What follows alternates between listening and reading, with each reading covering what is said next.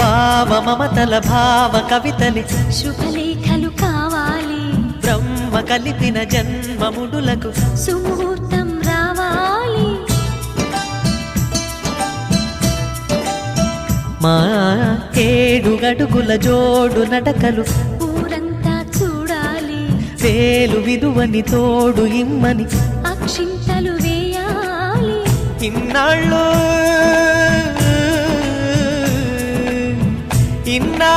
ఎదురు చూసే ఆశల రాజ్యంలో రాణిని తీసుకువచ్చే కళకళ కనబడగా గుండె గూటికి పండుగొచ్చింది,